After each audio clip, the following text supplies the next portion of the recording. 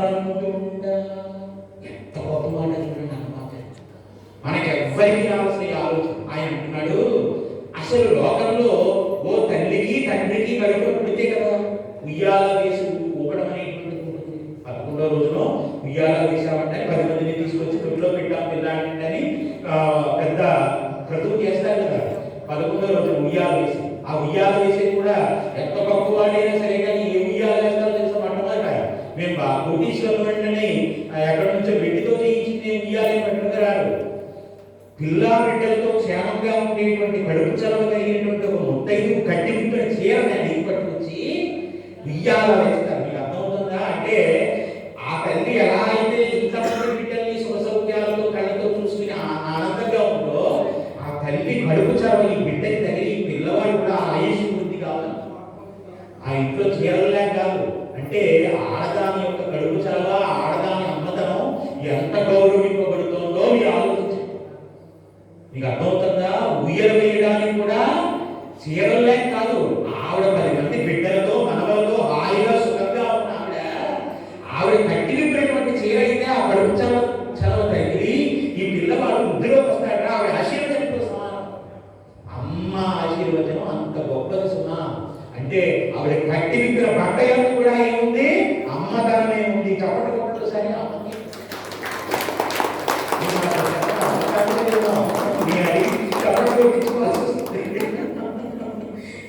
అందుకని అమ్మతనం అంటే అంత గొప్పది. ఆ వస్త్రం కన్నా అంత గౌరవింపబడుతుందంటే అంత జ్ఞాపకం చూడండి. సరే, ఇప్పుడు ఒక తల్లి కడుపులో పుడితే ఇవన్నీ ఉంటాయి. ఉయ్యాలని తండ్రి అసలు వెంకటేశ్వర నీకు మొట్టమొదటి ఉయ్యాల పుట్టింది ఎవరు?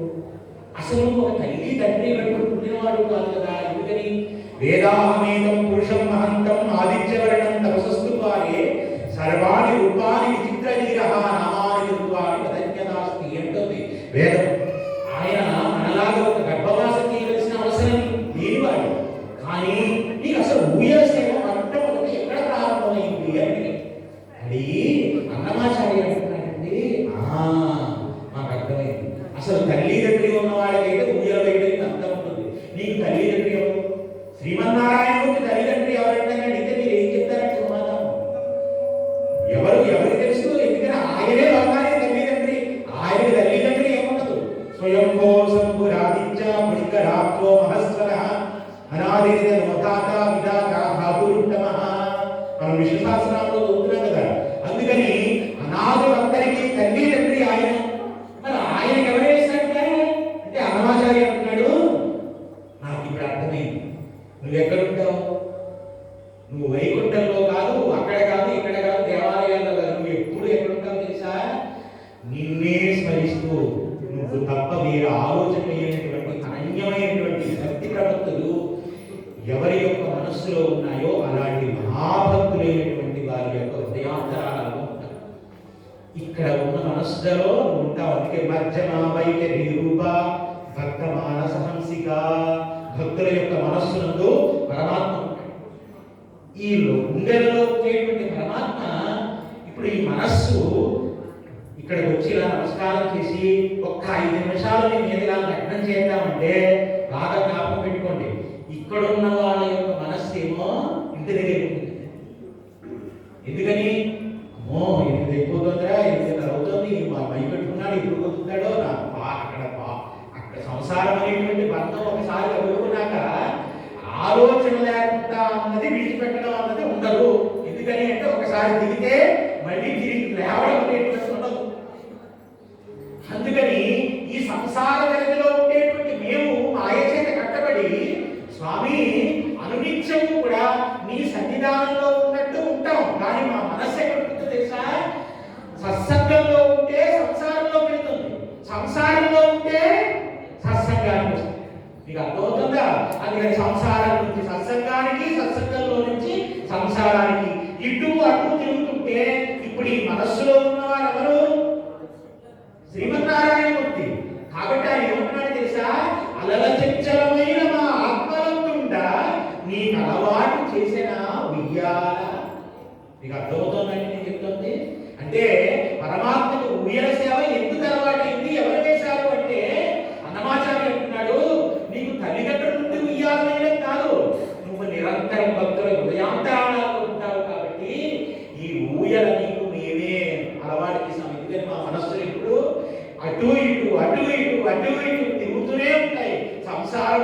సత్సంగము, సంసారము సత్సంగము. అలన చంచలమైన మా ఆత్మనందుండ నీ కలవాటు చేసేని ఉయ్యాల పలుమారు శ్వాస పవనమందుండ. తగొప్పమాట 24 గంటలకి ప్రతి మానవుడు కూడా 21,600 సార్లు గాలి పీల్చి గాలి వదులుతాడు. అర్థమవుతుందా? 21,600 సార్లు గాలి పీల్చి గాలి వదులుతాడు. ఇప్పుడు 21,600 సార్లు గాలి పీల్చి గాలి వదిలినటువంటి వాడు పరమాత్మకి యంత్రపడి ఉన్నాడు. అంటే 24 గంటలకి 21,600 సార్లు ఆయన్ని మనం రుణపడి ఉన్న అన్ని సార్లు నామం పలకాలి. ప్రతిరోజు 21,600 సార్లు శ్రీమన్నారాయణ శ్రీమన్నారాయణ శ్రీమన్నారాయణ అనుకుంటూ ఉండాలి. కృతజ్ఞత ఉంది కదండి. మరి మనం ఏం చేయకపోయినా మహానుభావుడు ఆయన ఇంతటి ఊపిరిని ఇలా నిలబెట్టి నువ్వు నిద్రపోతున్నా సరే కానీ నీ ఊపిరి ఆడించేట్టు చేశాడే. కాబట్టి ఇప్పుడు కృతజ్ఞతాపూర్వకంగా నువ్వు భగవన్నామం పలుకుతున్నావా? లేదు. నీ ఊపిరిని ఇలా ఆడిస్తున్నటువంటి ఆయన ఉన్నాడే. అందుకని పలుమారు ఉశ్వాస పవనమందుండ నీ భావము తెలిపెని ఉయ్యాల ఉయ్యాల ఉయ్యాల. ఒక్క గీతంలో ఎంత పరమాత్మ. అందుకేనండి భగవంతుణ్ణి కదిపి 32,000 సంకీర్తనలు తను రాసిన ఇంకొక పాట పాడగా నీ నోట వినాలనుందని వెంకటేశ్వరుడే కోరుకునే స్థితికి ఎదిగిపోయాడంటే ఆ భక్తి ఏ స్థాయిలో ఉందో నేను ఆలోచించాను. అందుకని వెంకటాచల వైభవం అంటే అర్థం ఏంటి తెలుసా? దేనికి స్వామి కట్టుబడుతున్నాడు. మనం ఆడంబరంగా ఎన్ని చేశామన్నది ప్రధానం కాదండి. ఈ మనస్సు చేత మీరు స్వామి ఏ దృష్టితో, అందుకే ఏకాదశి ఏకాదశి ఏకాదశి అంటే అర్థం ఏంటో తెలుసా? చాలా మంది అన్ని తిథుల్లోనే ఏకాదశి అంటే ఎంతండి సంఖ్య? 11. ఏమిటి 11 అంటే? పంచ జ్ఞానేంద్రియములు, పంచ కర్మేంద్రియములు. పంచ జ్ఞానేంద్రియములు ఎన్ని? 5. పంచ కర్మేంద్రియములు ఎన్ని? 5. కాబట్టి జ్ఞానేంద్రియాలు కర్మేంద్రియాలు కలిపితే 10. ఈ 10ంటిని నడిపించేది ఏంటో తెలుసా? మనస్సు. ఈ 11ంటిని ఏకీకృతం చేసి ఇక్కడ స్వామి వారి యొక్క పాదపద్మాన్ని ఉపాసన చేయడమే నిజమైన ఏకాదశి. అబ్బా అన్నం తినడం మానేశాను, నేను ఏకాదశి చేశాను ఏకాదశి చేశాను ఏకాదశి చేశానని ద్వాదశ అంతా 30 మందికి ఎక్కువ తెలమని కాదు. మీకు అర్థమవుతుందా ఏకాదశి చేయడం అంటే ఏంటో? ఏకాదశి తిండి మానేసి ఉన్నావు, కానీ ఏకాదశి ఎలా చేయాలి అంటే ఎక్కడ భగవంతుని యొక్క కీర్తన ఉంటుందో, ఎక్కడ భగవంతుని యొక్క నామం ఉంటుందో అక్కడ సమీపాన ఉండాలి. అంతే తప్ప ఏకాదశి చేశానంటే టీవీ సీరియల్ చూస్తూ లేకపోతే ఫోన్ ఆడుతూ ఇంట్లో కూర్చుంటే ఏకాదశి ఫలితం రాదు. ఎందుకని? అసలు నీ కర్మేంద్రియాలు జ్ఞానేంద్రియాలు మనస్సు 1 గంట సేపు అయినా స్వామి పాదాల దగ్గర పెట్టా. ఏది ఏకాదశి? మరి ఎందుకు పనికొచ్చిన ఏకాదశి? అక్కడ అసలు మంచిది తాగలేదండి అంటే నేను అంటానండి కటిక ఉపవాసం అన్నట్టు. ఎందుకు చేసావు ఉపవాసం? ఏం పనికి వస్తుందో తెలిసే దానివల్ల పూర్వజన్మలో ఎవరికో అన్నం పెట్టకుండా ఆకలి కొనేటట్టు చేసినటువంటి కర్మ ఈ జన్మలో ఏకాదశి అంటూ పెట్టి నీ చేత అనుభవింపజేశాడు. అది కర్మ ఫలమే తప్ప అది ఏకాదశి ఫలం రానే రాదు. ఎందుకని? ఉప అంటే సమీపమున, వాసము అంటే వసించుట. భగవంతుని యొక్క ఆలోచనలతో భగవన్నామ స్మరణతో నిరంతరము నీ మనస్సు భగవంతుని యొక్క పాదపద్మముల దగ్గర ఉంటేనే అది నిజమైన ఏకాదశి. అప్పుడు నీకు వైకుంఠ ఏకాదశి. తప్ప నేను అన్నం మానేశానంటే, మంచినీళ్ళు తాగడం మానేశానంటే అంటే మాత్రం అది పూర్వజన్మలో చేసుకున్న కర్మ అనుభవింపజేశాను తప్ప ఏ ఫలం తీద్దాం. పరమాత్మ చెప్తుంది ఏంటో తెలుసా? ఇది ఉద్దీపనం చేసుకో. ఏకాదశి వచ్చినప్పుడు నిన్ను పరిశీలన చేసుకోవడం కోసమని అన్నపానాలని తగ్గించి తిన్నాను. అప్పుడు మొత్తం మానేసి మాత్ర కూడా వేసుకోకుండా నేను ఏదో భక్తి చేస్తున్నాను మూఢత్వంలోకి వెళ్ళమని చెప్పండి. సనాతన ధర్మం ఎప్పుడు విచార ఈ హృదయాంతరాలలో అదిగా మహానుభావుడు తన పాద పద్మములను చూడమని మామూలుగా ఏకాదశి ఉపవాసం చేస్తే చెప్తే వింటారో లేదో అని హస్తం ఎలా పెడతాడు తెలుసా అంటే ఇగో ఇలా పెడతాడు. ఇప్పుడు మనం దర్శనం చేస్తున్నాడు అది మీ ఎదురుకుండానే ఉన్నాడు ఆయన. మిగతా దేవాలయాల్లో మీరు ఎక్కడ ఏ మూర్తిని చూసినా ఎక్కడ కూడా మీరు జ్ఞాపకం పెట్టుకోండి, చెయ్యి ఇలా పెట్టినటువంటి మూర్తి ఉండదు. ఇలా ఉంటారు, అందరూ అభయహస్తం ఇస్తారు. భగవన్మూర్తులన్నీ ఎలా ఉంటాయంటే ఇలా ఉంటాయి, అభయం ఇస్తారు. కానీ ఈయన ఇలా పెడతాడు. ఎందుకని? ఈ కలియుగంలో వచ్చిన పెద్ద ఇబ్బంది ఏంటంటే తిరుమలకి వెళ్ళేదాకా మన ఆలోచనలన్నీ ఎప్పుడెప్పుడు స్వామిని చూస్తాం, ఎప్పుడెప్పుడు స్వామిని చూస్తామనంటే ఆలోచనతో తీరా వెళ్ళిన తర్వాత స్వామివారిని నాకు చూడగానే ముందు మనకి ఏం కలుగుతుందో తెలుసా? పాదపద్మాలు అవడనట్టు ఆ నెత్తి పెట్టుకున్న కిరీటం తడ తడ తడ తడ తడ వేసుకుంటాం. ఒక కిరీటమే 9 కోట్లట. ఇలాంటి కిరీటాలు ఉన్నాయని సాయికి అంటే ఇంకా మనకి రెక్క పక్కన మహానుభావ తండ్రి ఇన్ని కిరీటాలు పెట్టుకున్నా ఇందులో ఒక రాయి ఇచ్చినా చాలు స్వామి, ఒక రత్నం ఇచ్చినా చాలు. ఎందుకంటే కలియుగ ప్రభావం ఏమవుతుందో తెలుసా? ఎక్కడికి వెళ్ళనివ్వండి, ఏం కోరుకోవాలో తెలియకుండా అజ్ఞానం వచ్చి మనల్ని పట్టేస్తుంది. ఆ అజ్ఞానంతో మనం ఏది రాకూడదో అది వస్తుంది, ఏది రావాలో అది రాదు. ఏది చూడాలో అది ఈ కన్ను చూడదు. అందుకే దీనికి ఏం పేరు తెలుసా? నాయకత్వము, నయనము, నయనము, నయనము. మీకు పాడు చేయడం అంతా ఎక్కడ రాకపోతుంది తెలుసా? ఇక్కడ నుంచి రాకపోతుంది. కన్ను ఏది చూడమని పరమాత్మ చెప్పాడో అది తప్ప మిగతా వాటిని చూస్తుంది. చెవి ఏది వినమని పరమాత్మ చెప్పాడో ఆ భగవన్నామం, ఆయన కీర్తన అది ఒక్కటి తప్ప మిగతా వాటిని వింటారు. అందుకే ఇంద్రియాలు ఎప్పుడు మంచి వైపు తిరగవండి. అలా మంచి వైపుకి తిరిగాయంటే అర్థం ఏంటి తెలుసా? భగవంతుని యొక్క కృప మీ మీద విశేషంగా ఉందని. అలాంటి మహానుభావుడు చెయ్యి ఎందుకు ఇలా ఉంటాడు అంటే నమాచార్య చెప్పాడు, ఎంతరికి అభయం పూలిచ్చు చేయి కందువకు మంచి బంగారు చేయి, ఎంతరికి అభయం పూలిచ్చు చేయి. మహానుభావాలు చేతులు కూడా చూపించి ఏది ఆశ్రయించాలో కూడా మాకు సైనిక చెప్తున్నామయ్యా, ఇదిగో చూడరా. ఎందుకని? చెరుదవ సుద్దగోని చలని పాదము బలితనము పిన పాదము తలక గగనము తన్నిన పాదము తలరిపుగాచిన పాదము బ్రహ్మ కడిగిన గంగా గంగా గంగా ఇందాక అమ్మ అన్నాం కదా, గంగమ్మ. గంగకి పవిత్రత ఎక్కడ వచ్చిందో తెలుసా అండి? శ్రీమన్నారాయణమూర్తి యొక్క పాదాల కింద స్పర్శ కలిగింది. గంగకి అందుకే అంత పవిత్రత వచ్చింది. ఎవరి పాదాలు కలిగిందండి గంగమ్మ? శ్రీమన్నారాయణమూర్తి యొక్క పాదస్పర్శ కలిగిందట.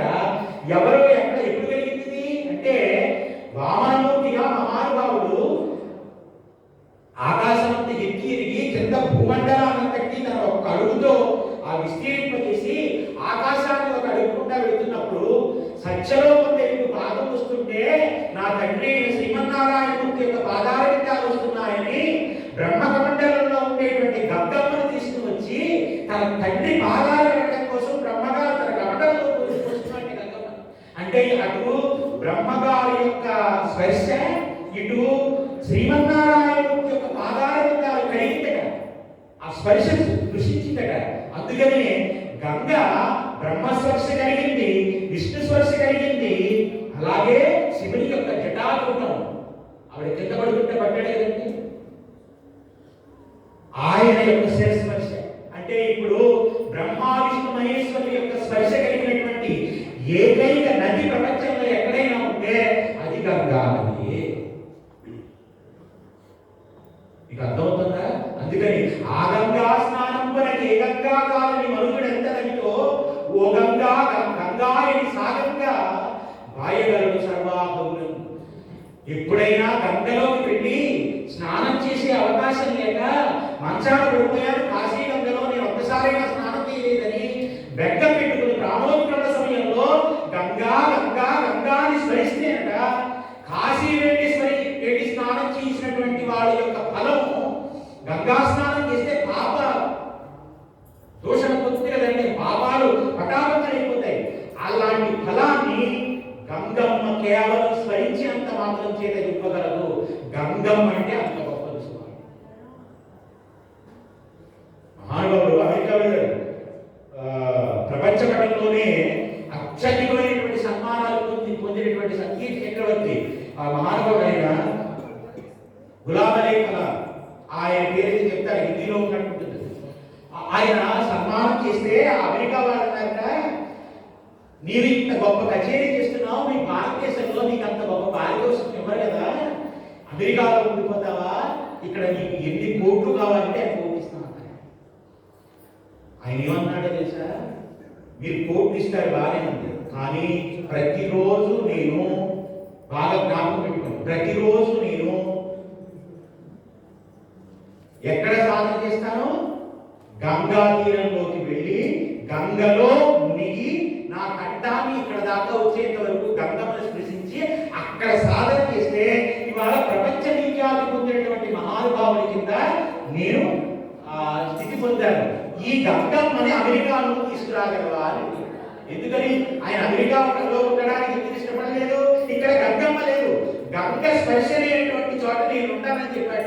ప్రపంచ ప్రఖ్యాతిగాంచినటువంటి సంగీత విద్వాంసం అంటే గంగ స్పర్శ ఎంత గొప్పదో చూడండి. అందుకే కాశీ వెళితే ప్రసాదం ఏంటండి, కాశీ వెళితే ఏం ప్రసాదం తీసుకొస్తాను, కాశీ వెళితే ప్రసాదం ఏమంటుందా, తిరుమల పెడితే లడ్డు పెట్టుకొస్తారు, కానీ ప్రసాదం ఏంటో తెలుసా, రాగి పాత్రలో గంగ. ఆ గంగను ఎలా తీసుకుంటారు తెలుసా, గంగ బంగారాన్ని కంటే పిలిచినటువంటి గొప్ప స్థితి గంగమ్మ. ఆ గంగమ్మ ఎప్పుడు ఇంట్లో పూజామందిరంలో పెట్టుకుంటారు. పూజామందిరంలో గంగమ్మ ఉందంటే అందరూ తెలుసా, అశౌచంగా దయచేయాలని ముందు. ఒకవేళ ఇంట్లో ఎవరైనా ప్రాణోత్క్రమణ అయిపోతే మీరు మళ్ళీ ఆ ఇల్లు శుద్ధి చేయాలంటే కాశీ గంగతో మాత్రమే మళ్ళీ ఆ ఇల్లు శుద్ధం. సంప్రోక్షణ చేశారంటే దేవాలయం, దేవాలయ సంప్రోక్షణ కూడా ఎక్కడ చేస్తారు, ఆ నదీ జలాన్ని తీసుకొచ్చి సంప్రోక్షణ చేస్తారు. అంటే గంగమ్మ ఎంత గొప్పదో మీరు ఆలోచించండి. మీకు అర్థమవుతుందా, లేదంటే ఒక పావుగంటలో పూర్తి చేస్తారు, ఇంకా అవసరం. అందుకని గంగ స్పర్శ అంత గొప్పది, అంత పరమ పవిత్రమైనటువంటి గంగా. గంగాని తలుచుకుంటే జాక గతిని మార్చేస్తున్నాడు. దుర్గతి పాలైపోవలసిన వాటిని కూడా సక్కని ఇవ్వగలిగిన శక్తి గంగమ్మకి సాధ్యం చెప్తారు. అంత గొప్పది గంగ స్పర్శ. సరే, ఇప్పుడు మళ్ళీ అక్కడ ఎందుకు ఇంత గొప్ప, అందుకే ఇదంతా మీకు నేను ఎందుకు చెప్పినా తెలుసా అండి, మీరు ఎప్పుడైనా వెంకటాచలం పెడితే ఎక్కడ పెడితే అక్కడ స్నానం చేయకండి, రూముల్లో స్నానం చేయకూడదు. వెంకటాచలం పెడితే స్వామి పుష్కరిణిలో తప్పకుండా ఒక్క మునకైనా వేసి అప్పుడు దర్శనం.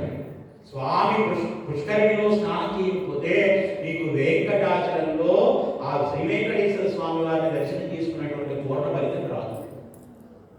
మీకు అర్థమవుతుందని చెప్పింది. స్వామి పుష్కరిణి అంటే మాటలు కాదండి. నేను ఇప్పుడు ఈ ఉపోద్ఘాతం అంతా ఎందుకు ప్రారంభం చేశాను తెలుసా, కనీసం వెంకటేశ్వర వైభవం అని ఇంత పేరు పెట్టుకుని నేను ప్రారంభం చేశాను కదా, కనీసం స్వామి యొక్క పుష్కరిణి పవిత్రత ఎలా చెప్పగలుగుతానా అని నా ప్రయత్నం అంతే.